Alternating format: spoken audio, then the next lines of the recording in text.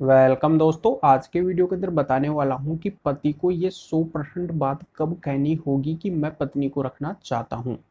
चाहे उसकी पत्नी ने वुमेन सेल महिला थाने में उसके खिलाफ कोई कंप्लेंट डाली हो या फिर कोर्ट में कोई केस किया हो, हर जगह पति को ये बात बोलनी होगी कि मैं पत्नी को रखना चाहता हूं।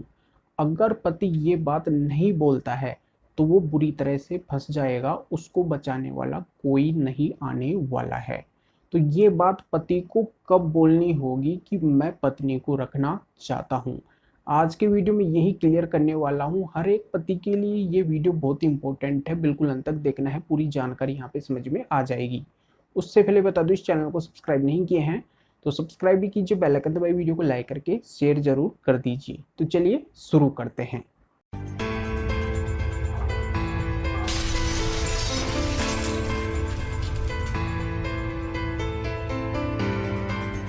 दोस्तों यहाँ पे मैं पहला क्लियर कर देता हूँ कि अगर पति की गलती है और पति की गलती के एविडेंस अगर पत्नी के पास में है, पत्नी ये बात हर जगह साबित कर सकती है, चाहे वुमेन सेल हो, महिला थाना हो या फिर कोर्ट हो। हर जगह अगर पत्नी इस बात को साबित कर सकती है कि मेरे पति ने मेरे साथ में गलत किया है, तो पति को हर जगह ये बात बोलनी होगी कि मैं पत्नी को रखना चाहता हूँ। और यहाँ पे अगर उससे सवाल किया जाता है पति से कि आपने पत्नी के साथ में गलत क्यों किया है, यहाँ पे ये एविडेंस बोल रहे हैं कि आपने गलत किया है, तो वहाँ पे फिर पति को ये बात बोलनी है कि मेरी पत्नी ने इस तरीके से मेरे से बोला या फिर इस तरीके से ये घटना हुई और मेरे मुंह से इस तरीके से निकल गया या फिर इस तरीके से मेरे से गलती हो गई, आगे से गलती कभी नहीं होगी और यहाँ पे मैं इसको रखना चाहता हूँ, खुशी खुशी इसको रखूँगा।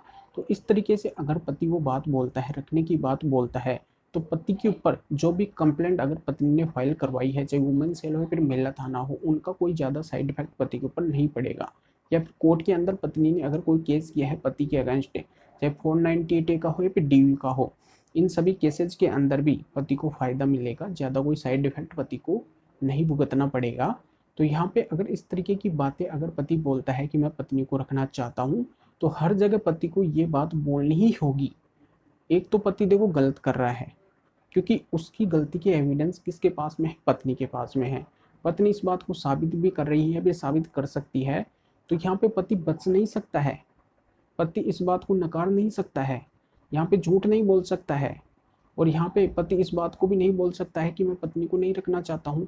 अगर वो ये बात बोलता है तो बिल्कुल उसको साइड इफेक्ट भुगतना पड़ेगा। यहाँ पे पत्नी जो भी केसेस करेगी उनके अंदर पत्नी को फ़ायदा मिलेगा, क्योंकि पत्नी का ग्राउंड तो ऑटोमेटिक बन रहा है ना। यहाँ पे ये बात भी देखो ऑटोमेटिक क्लियर हो रही है। पति इस बात को बोल रहा है कि मैं नहीं रखना चाहता हूँ और यहाँ पे उससे रिलेटेड एविडेंस भी पत्नी के पास में है। तो यहाँ पे पत्नी जो भी केसेस करेगी, चाहे वो मेंटेनेंस का केस करे तो मेंटेनेंस भी पत्नी को मिलेगा, चाहे वो DV का केस करे या फिर 498A का केस करे, तो इससे पति का इंटेंशन नज़र आ जाएगा कि ये जब रख ही नहीं रहा है तो बिल्कुल इसने गलत किया है और ये एविडेंस भी है। तो इनका दुष्परिणाम पति को भुगतना पड़ेगा, पति को कोई नहीं बचाने वाला है। तो ऐसी अगर परिस्थिति हो, ऐसा अगर ग्राउंड हो, तब पति को यही बोलना होगा कि हाँ मैं पत्नी को रखना चाहता हूँ और उसको रखना पड़ेगा। तो यहाँ पे ये क्लियर हो गया होगा कि अगर पति की गलती है और पत्नी के पास में पति की गलती के अगर एविडेंस है, तो बिल्कुल पति को बोलना ही पड़ेगा कि मैं पत्नी को रखना चाहता हूँ। वो नकार नहीं सकता है, तब पति को फ़ायदा मिलेगा, अन्यथा वो फंस जाएगा, उसको बचाने वाला कोई नहीं आने वाला है। तो ये बात तो यहाँ पे स्पष्टली क्लियर हो गई होगी। अब यहाँ पे दूसरी बात और समझा देता हूँ कि अगर यहाँ पे पत्नी गलत है, पति गलत नहीं है, पति के पास में पत्नी की गलती की एविडेंस है, पत्नी ने जो जो गलत किया है पति के साथ में, मेंटल क्रूरल्टी की है या फिर एडल्टी के अंदर पत्नी रहती है, इससे रिलेटेड अगर एविडेंस पति के पास में है, पति इस बात को साबित कर सकता है, फिर साबित कर देता है, तब उस कंडीशन के अंदर पति ये बात नहीं बोलेगा कि मैं यहाँ पे पत्नी को रखना चाहता हूँ, क्योंकि उसका मन अंदर से इस बात को एक्सेप्ट नहीं करेगा, उसका मन ही नहीं करेगा वो पत्नी को रखना चाहेगा। क्योंकि अगर उसकी पत्नी ने उसके साथ में गलत किया है, मेंटल क्रूरल्टी जैसी घटना की है या फिर एडल्टी के अंदर वो रहती है, तो यहाँ पे पति का मन नहीं करेगा, वो पति ऐसे बोलेगा कि मैं यहाँ पे कैसे रोकूं, इसने तो मेरे साथ में गलत किया है, मेंटल क्रूरल्टी की है, ये एडल्टी के अंदर रहती है। तो इस तरीके की बातें पति वहाँ पे बोलेगा।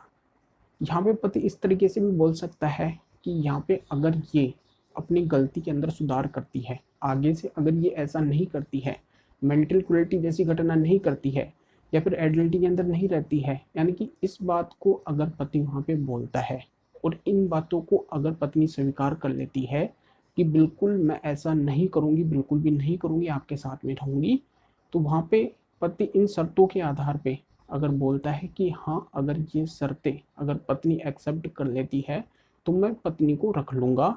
यहाँ पे अगर ये इस तरीके से आगे गलत नहीं करती है तो बिल्कुल मैं इसको रखने को तैयार हूँ। तो यहाँ पे इस तरीके की बातें पति बोल सकता है, क्योंकि बहुत सारे मामले आते रहते हैं, उनमें यही सामने आता है कि अगर पति के पास में पत्नी की गलती के एविडेंस हैं तो वो जल्दी से नहीं बोलेगा, वो नहीं बोलता है। उसके मन में रहता है कि मेरी पत्नी तो मेरे साथ में गलत कर दिया, यहाँ पे इसने मेरे साथ में बहुत गलत किया है, मेंटल क्रुएल्टी की है, फिर एडल्टी में रह रही है, यहाँ पे बुरी तरह से इसने मेरे को परेशान किया है, मेरे पेरेंट्स को परेशान किया है, तो मैं कैसे रखूँ। तो उसके मन में ये बात आती ही नहीं है, वो चाह कर भी इस बात को नहीं बोल पाता है कि मैं पत्नी को रखना चाहता हूँ।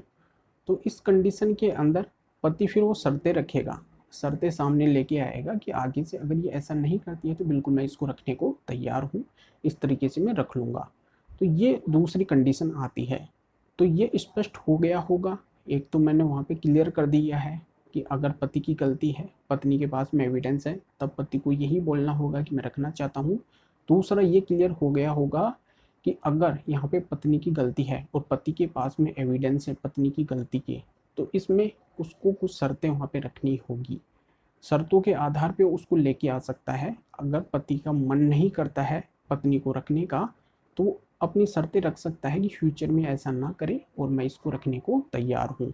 तो ये बात यहाँ पे समझ में आ गई होगी। तो वीडियो को लाइक करके ज़्यादा से ज़्यादा शेयर कर दी, जो उन लोगों को भी जानकारी का पता चल सके। तो फिर आगे मिलेंगे आपसे नए वीडियो नए टॉपिक के साथ में। आप सभी का बहुत बहुत धन्यवाद।